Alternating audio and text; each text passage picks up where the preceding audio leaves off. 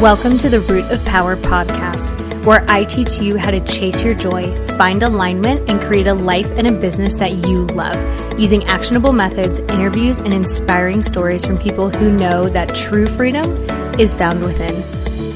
I'm your host, your always hype woman and sometimes ass kicker, Amanda Chills, and I am so proud of you for choosing to step into your power. Come along, we've got dreams to build.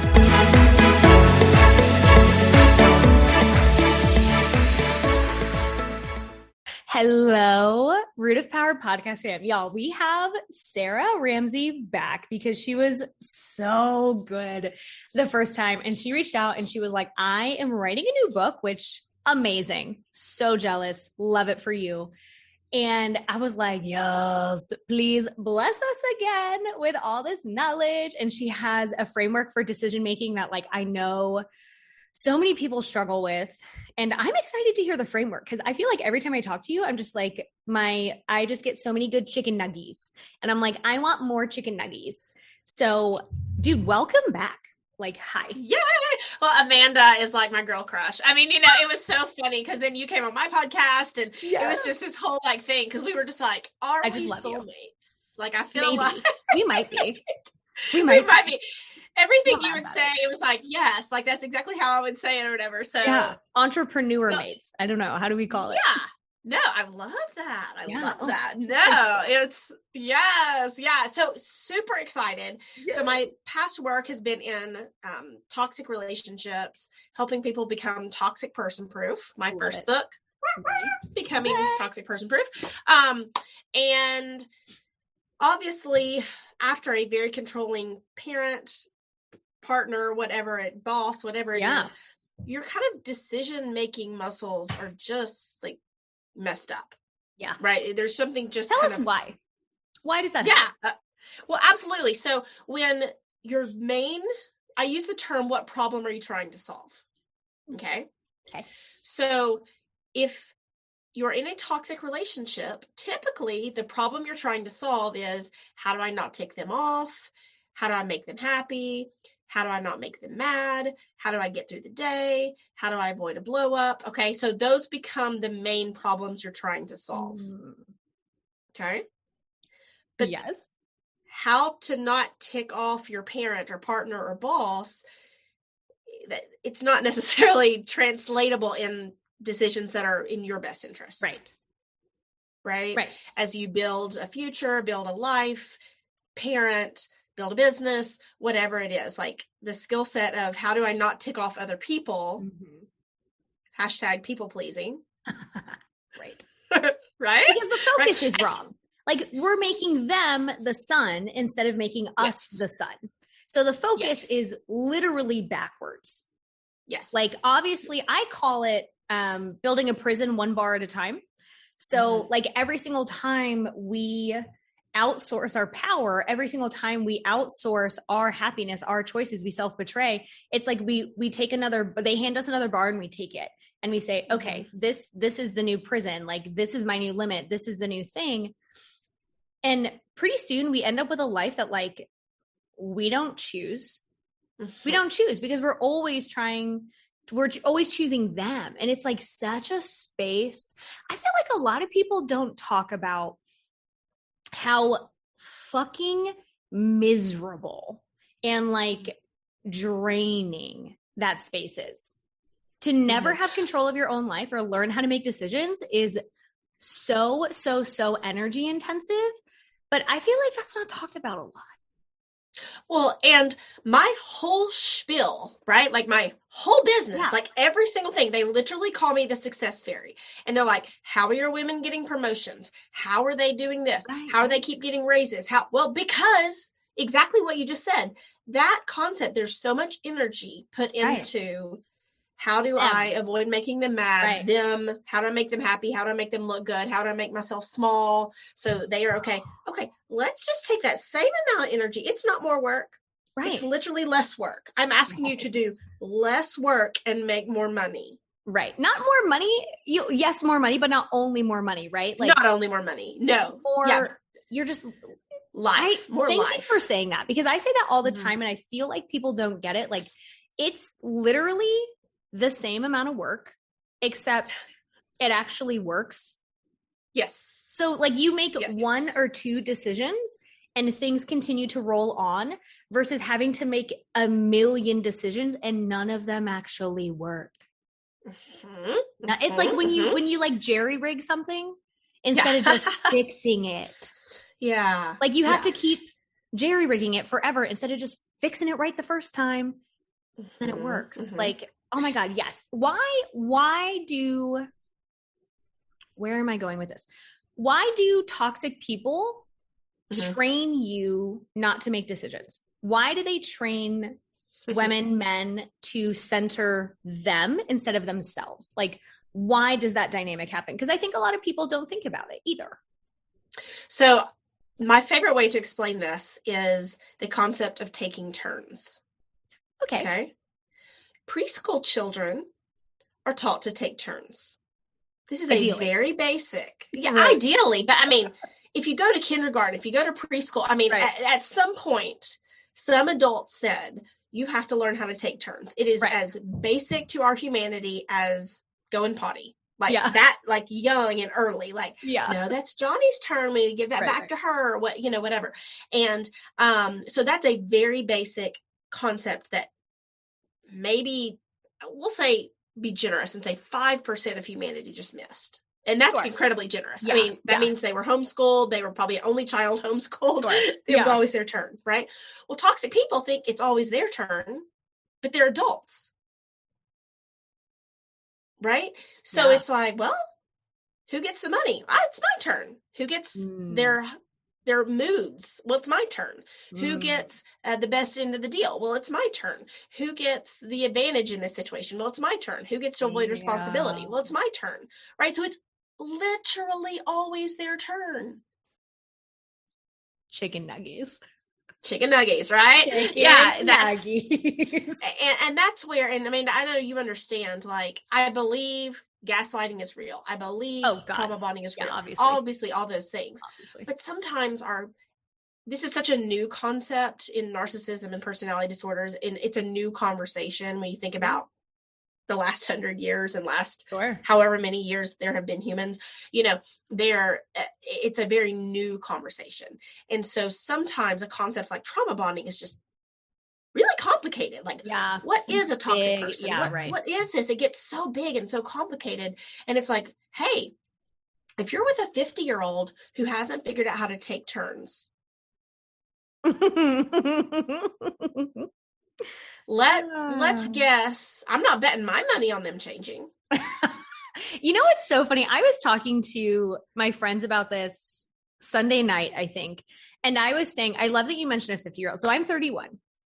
And I was saying that there are some red flags for decision makings, right? And toxic people in general. One is a big age gap. And they were like, well, I don't see anything wrong with an age gap. And I said, listen, if a 20-year-old is dating a 40-year-old, I want you to think about why. And they were like, well, maybe they have things in common. I said, what the fuck does a 20-year-old have in common with a 40? Yeah, thank you. That was my face. And I said, they want to groom them. Yes. They want to groom them. So a lot of, and I know that you know this, but I want to explain it for our listeners. I was going to say readers, but you know what I mean. A lot of people who are toxic, who believe it's always their turn, believe a couple other things. One is that their partner, their child, their whatever, literally doesn't deserve to make choices. They don't deserve to have a say. It's like the belief that like kids should be seen and not heard, but like taken to the extreme. Your partner should be seen and not heard. Your employees should be seen and not heard, but it's like obviously the extreme level. And so they don't think you deserve a say. And if you grew up in that dynamic, you would think that was your normal. If you grew up in a house that speaks English, you're going to speak English as an adult. If you grew up in a house that speaks silence and compliance, you're going to find someone who fits that narrative because you don't know any differently. And then you compound that with the fact that a lot of these people will grow older, but their partners stay the same age or their employees stay the same age. And it's like, it's when you recognize the pattern, I think it's so easy to recognize, but a lot of people, thank God we're talking about it, a lot of people don't know enough to recognize patterns. Not that like, listen, don't come at me, age difference people. They're like, my husband and I are 10 ages. I don't care. Like sometimes it works. Most of the time it doesn't. It is just something to be aware of. Yeah. I call it collecting data. Thank you. Yes. You know, and there's kind of this concept of like, that's weird. Okay. So I don't know why. So it's like, okay, that's weird. Let's just collect more data. Just be aware. It's not just like, this is a great idea. Like lean in, lean in, wonderful. And so, I mean, I used to teach a mental health. I ran a mental health campaign for teens. Okay. Amazing. In my local area, there was a cheerleader who was killed by her boyfriend. Oh, shit. That's not Thank you. There was a cheerleader who was killed by her boyfriend. Her name was Emma Walker. And poor thing. Like her color was purple. Your hair, but like, yeah, when I've done stuff, I've worn purple. Like it's the domestic violence, and it was her favorite color, and it's just a terribly tragic story. Right. There's like a Dateline like on it. I mean, it was like in my area, but it was this like national news and stuff. And within that concept, the main thing I taught teens, okay, is that you are used to having parents or teachers. Like at that time, there are authority figures that was appropriate. Right. You're used to a power differential. You're used to, yes. But in a romantic relationship, it should not feel that way. Right. Right. At that point, you need to feel even. You need to feel like a match. You need to feel like partners. And quite honestly, I think that's why people, through no fault of their own, just this is a new conversation. Like even if there's not been dysfunction in the childhood and stuff, it's like, whoa. To that age group, even a 20-something, it's normal. Right. To have a power imbalance. To have a power imbalance. So then this 40-year-old is swooping in to pick up the 20-year-old who is already, just because they're 20, is used to that power imbalance. I never thought about that. That was the easiest way I could teach teens. You're super right. Because I was like, you're used to parents. You're used to kind of having to do what people say, them having more say than you. It's kind of mainly being your parents' turn.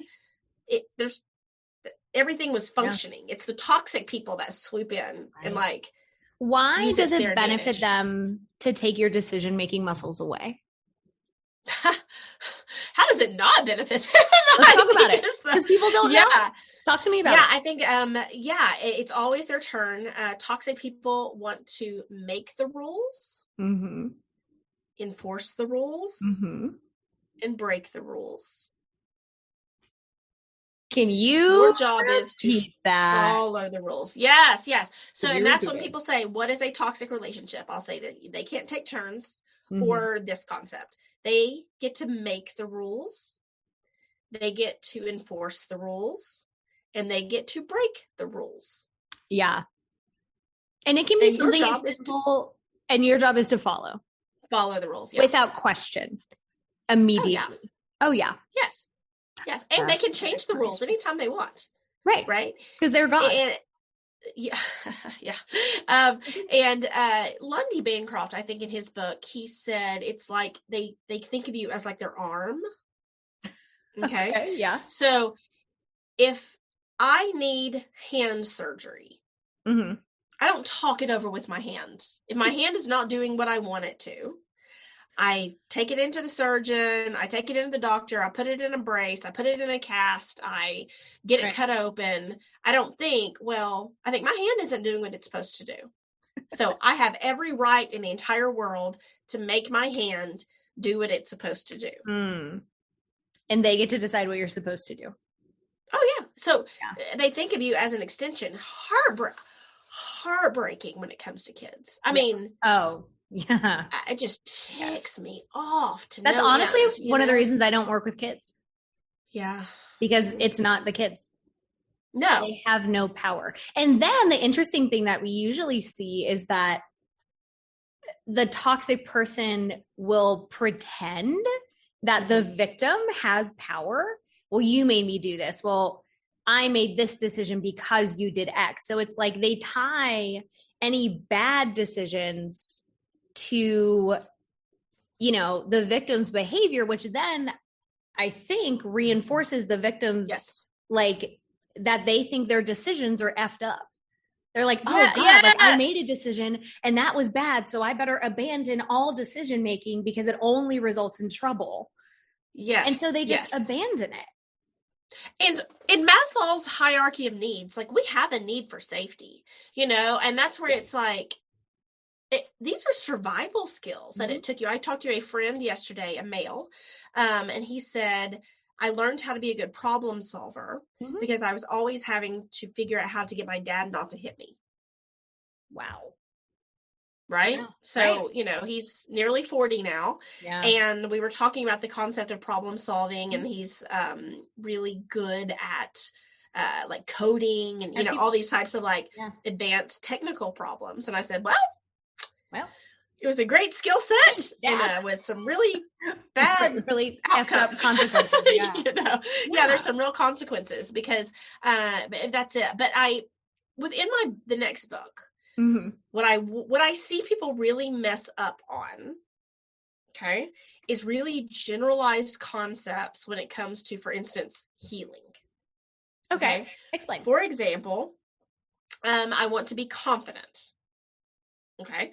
Well, some people are confident going outside in a bikini who would never be confident in a public speaking situation. Okay. So when it's like, I want to work on my confidence, that's so broad. And you see this with healers, Amanda. Yeah. Right? Like you see this. They're like selling you confidence coach. Right. And it's like, are you? What does that mean? Yeah. Right.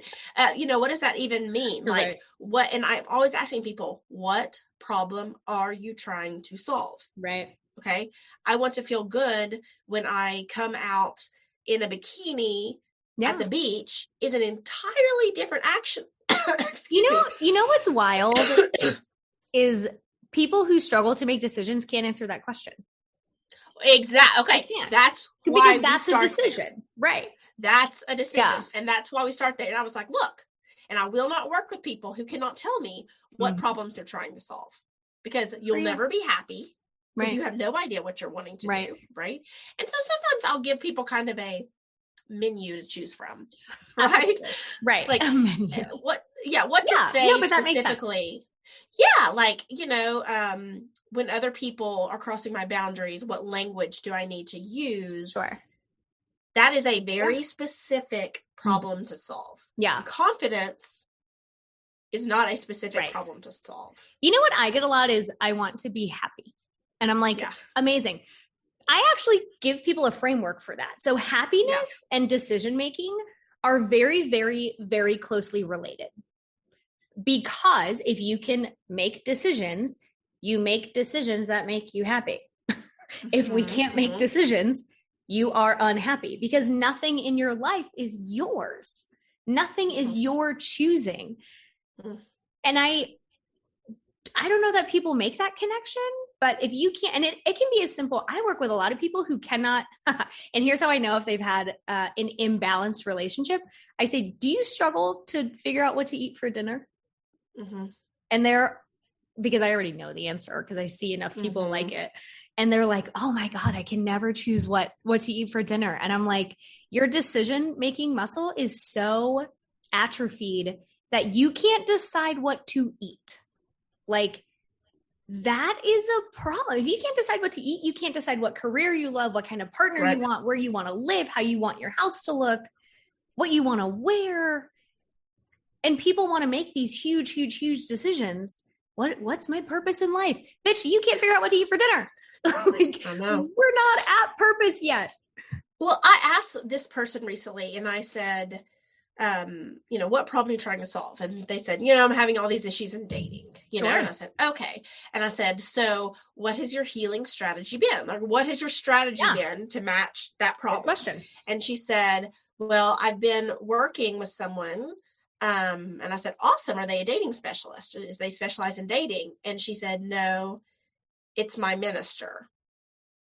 And I like her pastor at her church or whatever, who is a guy who hasn't dated in 20 or 30 years, who hasn't been in a toxic relationship. And she has heard enough of my work. She goes, I know what you're going to say about that. And I said, it's not about me. Right. Like, that is a terrible strategy. I had someone else. You're asking the wrong person. No, yeah. I said, what are you doing to try to heal from a toxic relationship? Mm-hmm. And she said, I've been hiking and spending time in nature. And I said, awesome. Can you send me some statistics about people who hike are less likely to be taken advantage of by toxic people than people who don't hike? Did they realize they were being taken to church? Well, they were like, they always like kind of laugh, and they know exactly hilarious. what I'm doing. But I'm like, it's not a party trick. Right. Like, there's nothing nice about somebody walking. You go to the doctor and you have a strep throat. Okay. So you need antibiotics. But there's nothing mean about the doctor saying, you know, well, I'm going to give you the wrong medicine just because you asked for it. Like, that's not nice. Right. So part of, and that, I think that relates back to decisions too, because I think the decision to get support is hard. It's very hard for people to make, like, facts. It's hard for people to make, but it is also a decision. So a decision to get support also means a decision to dig through your wounds, also means a decision to hold yourself accountable, to hold them accountable, to be sad, to be angry, to feel all those feelings. And all of those are decisions that you have to make along the way. Like I say all the time, this process is not for cowards. Mm-hmm. People who choose to stay there, and this is going to sound harsh and I say it with love, are cowards. Like, I don't mean that as in they're bad people, but if you want what you say you want, you have to be courageous enough to go get it and to get support. So, and support also looks like having the right support. This other lady recently, she said, oh, I've been trying to heal for 20 years. And I said, okay, what have you been doing to try to heal for 20 years? And she said, I've been working with this counselor. And I said, what does the counselor specialize in? And she says, grief counseling if you've lost a child. I said, you haven't lost a child. Why have you been doing that for 20 years? And that's why I'm so like, God, really screaming, like, what problem are you trying to solve? Right. Does it match your healing strategy? Right. Don't tell me scars last forever. Don't tell me you can never heal from trauma. Oh, you can. Don't tell me you have flipping PTSD. Are you solving the right problem, or are you walking in circles? Yeah. Like it. So very first, what problem you're trying to solve is obviously the beginning of the framework. Right. And there's a whole chapter in my book about who can help me solve that problem. Amazing. Because that a lot of people who don't know how to make decisions also don't know how to find information. Does that make sense? And like synthesize it. Yeah. So that's part of it too. Well, and I do want to be kind. Like when I started looking up narcissism in 1920, it was like never mentioned. And in 2020, it's like, you know, every article in the whole world, ex is a narcissist, which I hate, but that's another conversation. Well, so I want to say, have kindness with people who were duped. You know, when I'm talking to someone who is in their 60s and they're recovering from a toxic relationship, they really did not have the information that the next generation's going to have. Or so I want to say, or the free. Oh yeah. Or the freedom. Yeah. Or the, yeah. You couldn't get a credit card until the 70s. Yeah. And it wasn't illegal to hit your wife until the 70s. Great. Right. I mean, that's what even we like have these domestic violence awareness campaigns, and people are like, why don't you jump on the bandwagon? I said, do we really need an awareness campaign that you shouldn't hit your wife? That's the wrong conversation.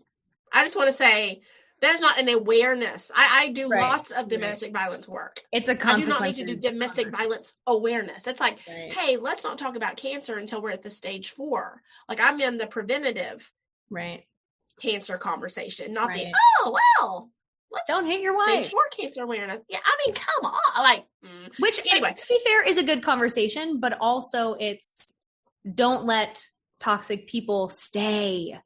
Don't let them stay. Like, but that also, again, is a decision. You have to choose to put yourself first. That's a decision. So, which leads me to the next part of the framework. So 1, what problem are you trying to solve? 2, is this your problem to solve? Ooh. If you ask those 2 questions and you really get the right answers, your entire life will change. you will have more time. You will have more energy. Yeah. You will have more power. You will have more money. You will like yourself more. You will, Yep. I mean, every single Literally everything gets better. Literally everything. Your work problems get better. Your problems with adult kids get better. Yeah. And I love that. So what happens if the answer is no, it's not my problem to solve? Move on to find a problem that is yours to solve. How much do you see people struggle with that? Because I can tell you how much I see people struggle. They're like, but I want to help. It's not your problem. And I say, so my biggest pet peeve, other than toxic people and healing strategies not working, are people who say, I'm great at giving advice, but I don't take my own advice. So you're a liar. That's exactly what I say. So you're a liar. I say, so you're dishonest. Because I guarantee you, with all my toxic person proof stuff, Amanda, you and I don't live that far away. If you came to my house, we met in Nashville sometime for dinner, okay? Oh, I forgot you lived there. Oh yeah, no, really, we can do this. Yeah. Girl, so we're chilling out in Asheville, and you see my husband berate me, talk down to me, talk terrible to me. I'm assuming it would change your perception of me, and I think it should. I think you should say, "Whoa, this girl's been talking about toxic relationships," and then her husband just called her a bitch at dinner. Right. And it makes you untrustworthy. And then you are living outside of your integrity. And again, I love this conversation. Like, yes, to everything that's happening. Living within your integrity is a series of decisions. Like, if you practice what you preach, practicing something is intentional. You don't accidentally live in your integrity. You don't accidentally live according to your values. Like, that is extremely intentional. And I love that you go with decision making, because I think, if we're talking about a pyramid, right? Kind of like Maslow's hierarchy is typically in a pyramid form. And you can't turn the pyramid upside down because it won't exist, obviously. What am I trying to say? I feel like the foundation of living intentionally, I love that you start with decision making, because that is the foundation. You don't even know, right? Deciding what your values are. Deciding what your values are is a decision. Deciding to practice them, decision. Like, if you can't make decisions, you can't figure out who you are. You can't change your mind if they no longer fit. You can't intentionally you literally have no intention. Like, you are just an amoeba floating through life in a prison, and it sucks. And think about who you respect. Like, people who have the self-integrity to solve their own problems. That's harsh. Right. And I love, so one of my rules as a therapist and coach is that I don't lie. I will never lie to my clients, even if they don't want to hear what I have to say. Like, I'm not in the business of lying. It's not going to happen. I don't lie to them. I don't lie to me, whatever. And I use language that can sound very, very harsh for a reason. Because if we're not calling things what they are, if I'm not saying, hey, you don't respect yourself, they get to lie and say, well, I struggle to love myself. You struggle to love yourself because you don't respect yourself. And we don't take care of things that we don't value. And I think people would be shocked in all my training and all the toxic person proof stuff I do. I never talk about self-worth. Because it's not, that's a byproduct. I talk about self-integrity. If you have self-integrity, right? I do what I say I'm going to do. Yeah. I then you have self-worth. Then self-worth's not an issue. And all of those are decisions. Exactly. So what problem are you trying to solve? Get really clear. If you get stuck, you can write what problem am I trying to solve 7 times, in several levels. Oh yeah, so you go deeper, layers. Yes. And typically, what I want you to see, because the most important part is, I was on a training thing, and they were like, man, you're really action oriented. And I said, no, I'm results oriented. And for me to get the outcomes I want, I have to do something different, or I have to have some type of action attached. Right. It's not just self-worth is just such a passive, I just want to be. Like, I just want to be. And it's like, I want to be better. Right. I want to be loved. I want to be successful. I think it's too cloudy, if that makes sense. Like there's no path to like, I mean, there are a million paths to self-love, but if you say, I want to love myself, people will start with like affirmations in the mirror. And I'm like, that ain't it, boo. It's easy. That ain't it, boo. Yeah. No, because it's easy, right? Yeah. And I had someone say to me, they're like, oh, you should do affirmations. I said, no, I shouldn't.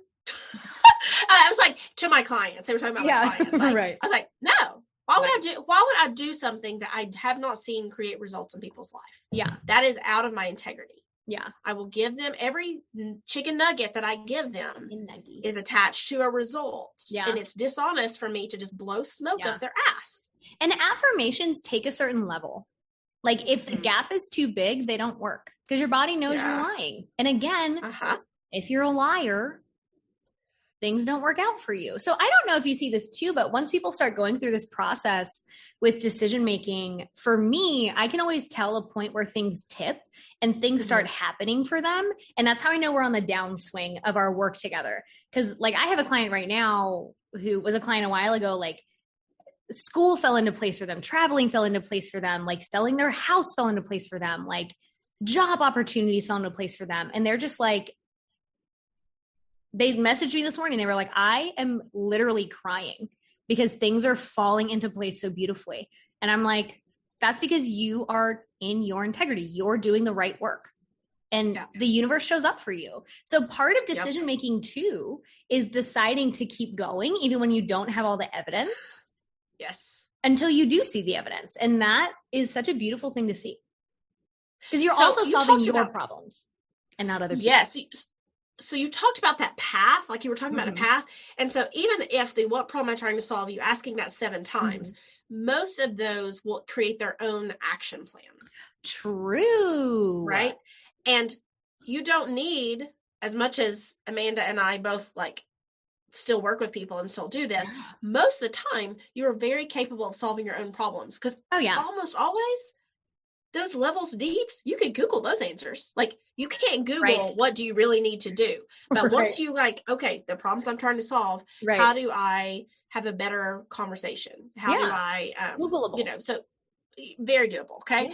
And something else I want you to kind of like, if you had I don't have sticky notes beside me, but if you had a sticky note on each of those things, is this an emotional problem to solve or a practical problem to solve? Good question. Or a legal problem to solve, or a communication problem to solve, or, you know, you can start to label those. I can't even begin to tell you how this will change your life. What problem you're trying to solve, getting clear about what problem you're trying to solve. I love this. Solving your own problems, taking 5 minutes, action plan. Tick, tick, tick. Okay. Yep.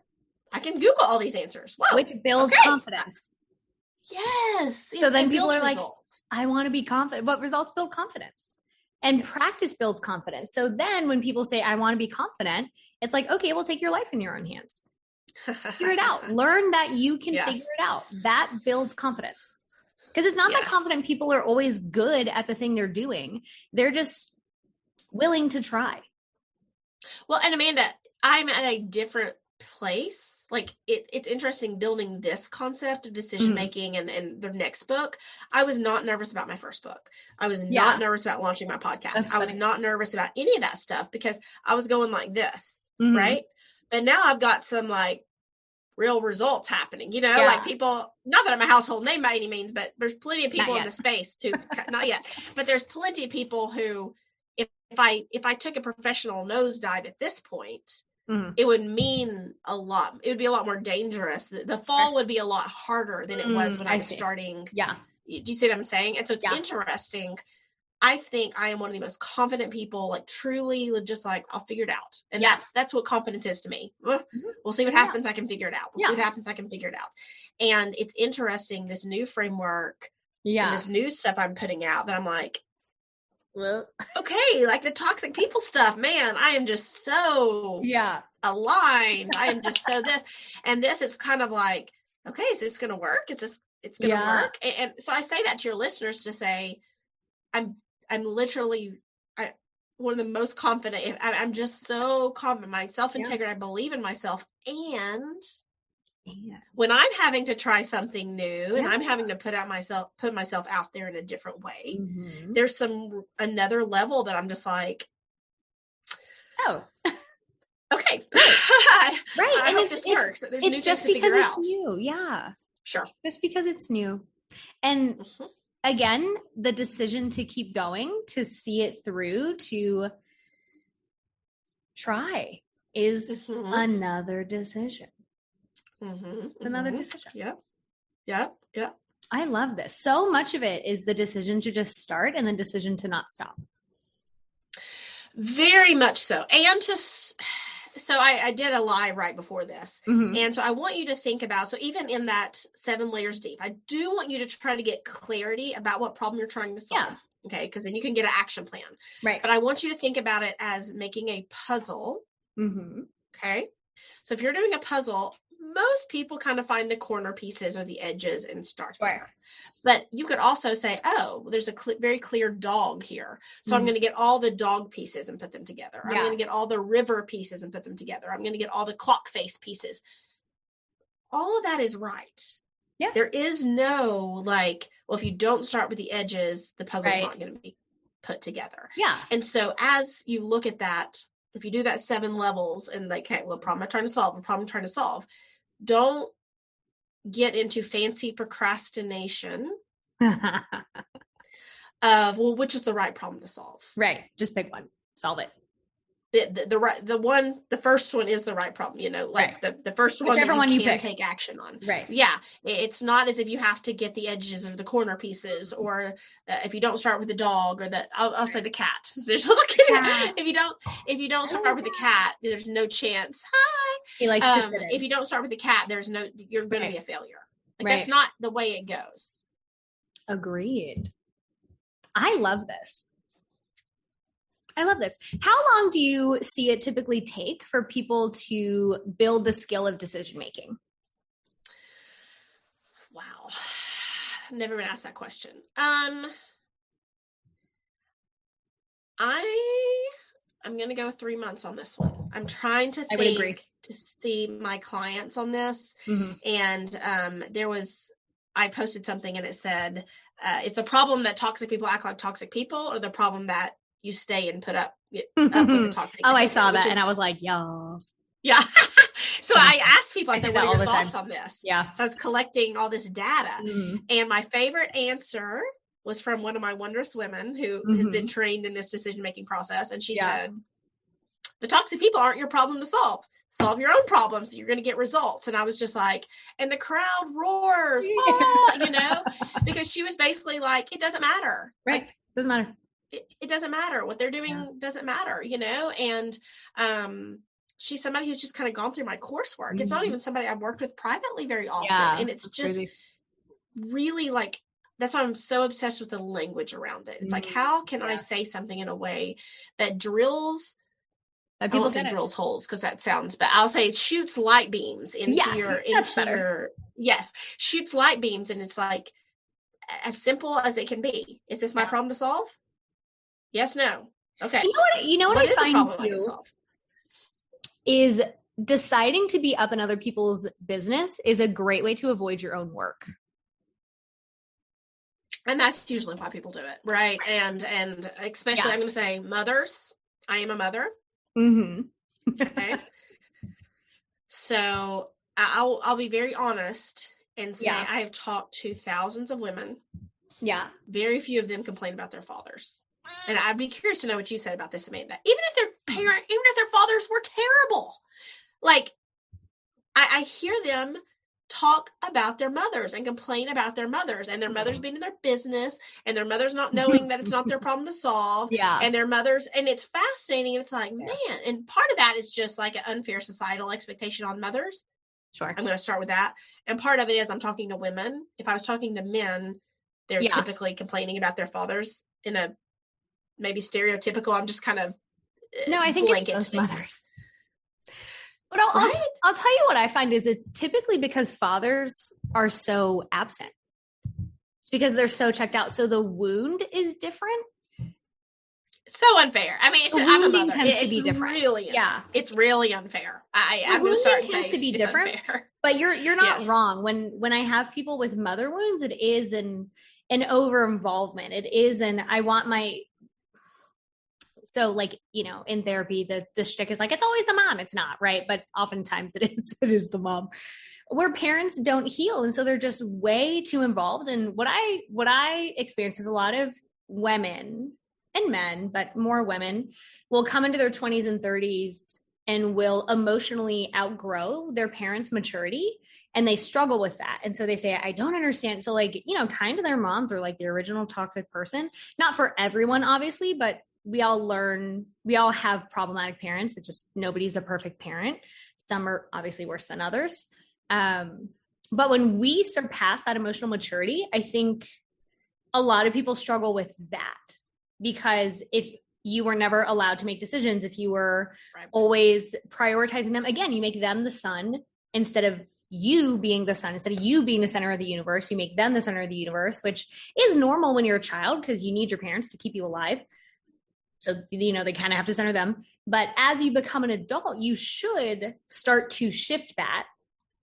And then circling back to what you said earlier, unless you find someone to continue that authority role instead of becoming your own authority, which again, only happens by making decisions that are good and right and best for you. But that really is a process. It's a process. And I mean, I'm going to say, part of it's unfair on the mother expectation. Like, I want to defend mothers a bit. Yeah. And I was having a conversation with some ladies, and one of them said, well, my husband wants to go away for a week, but I just don't think I can do it. I'm thinking about a weekend. My kids are like having my right arm. Like, if my kids aren't there, what are me and my husband even going to talk about? And what are we even going to do? Like, who am I without my kids? And I was like, man, if you were saying that in a therapist office about a spouse, right, or a boyfriend, right, it would be codependent. Go with boyfriend, it would be codependent. Right. And we somehow give like this pass. I'm going to say society, well, it's normalized, maybe giving you it's normalized, and but the conversations you and I are having with women, I want to go back and say, society may be normalizing it. Your kids are not going to thank you for it at some point. Right. And you're not going to thank you for it. It's miserable. No. It's miserable to not belong to yourself. Like, and a lot of people don't understand until they go through this process, and you are dead on when you say you have more energy, you have more clarity, you have more everything. When you're in the swamp, you don't realize how energetically exhausting it is to be in the swamp, because it's your normal, and it happens slowly, right? Like, it's not like, it happens overnight. Like that momentum builds pretty slowly, but it's so energetically out of alignment with where humans are supposed to be. And the bigger the gap, the bigger the misery, and the bigger the energy that we have to put into it to just exist. And people don't understand that until we start to close the gap, until who we are and who we want to be becomes much closer together. Yeah. Yeah. And it is so important, because you said, like, man, it's just a lot less scary to try to figure out who your kids are than who you are. It just is, right?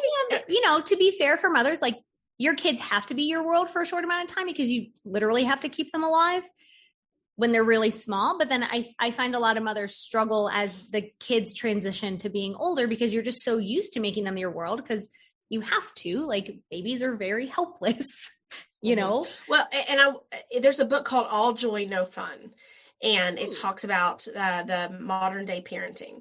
And so I told you before, I worked in that mental health campaign for teens. I would love for you to have less conflict with your teen.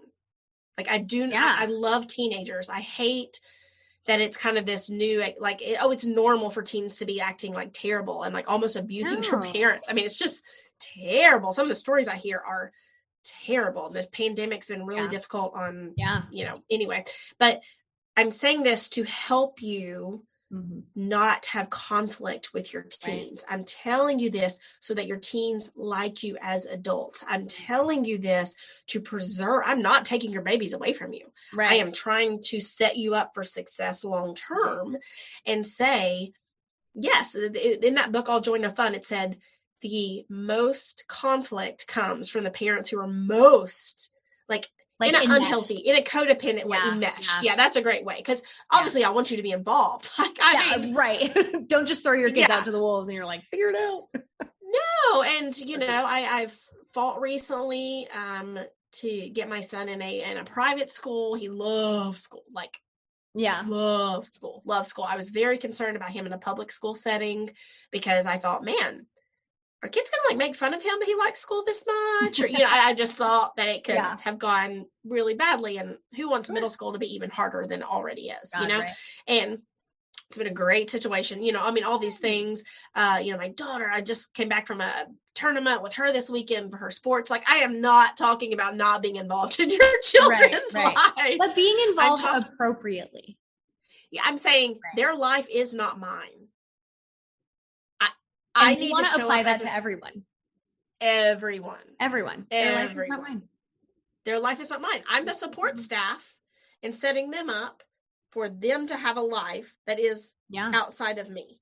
Because they need to grow up and be fully functioning humans.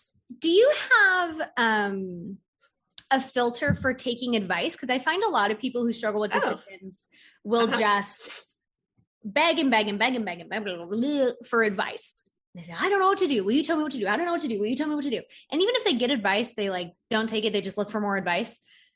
Do you, because I have a framework for advice giving, and I'm interested to hear like what yours is for, like, if you don't know, right, seeking knowledge from someone who has experience, who is knowledgeable, like that can be very valuable, but that doesn't mean their advice is always valuable. So what do you like, what's your framework for someone who says, well, I really don't know what to do. I know that I don't know what to do. I know where I want to get. I just don't really know how to get there. So I'm asking someone for advice. Like, how do people know if advice is even good for them? Typically, the advice I listen to is advice I asked about. Fair. Okay.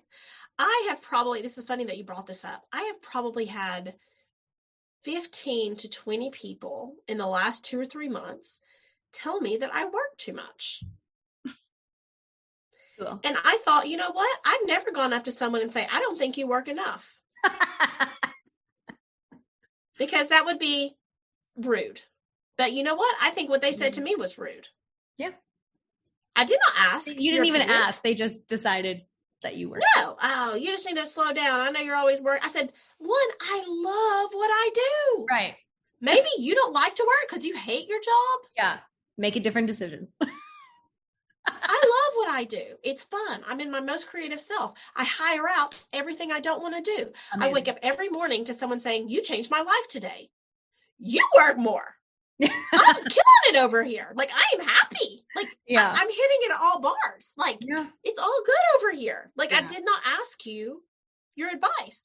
I think a lot of people feel threatened.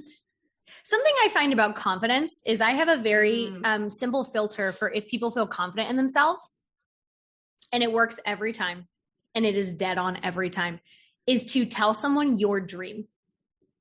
If they support your dream, they have self-confidence. If they immediately try but are you sure? Have you thought about that? Seems whatever. I immediately know that person has no confidence in themselves, because people who believe in themselves believe in you. So I wonder if that's like a threat thing, and it may not be, whatever, but no, I don't want to assume like, oh, I'm so great, everyone's threatened, but it's been interesting how my relationships have changed as my career has blown up. Yeah. That's very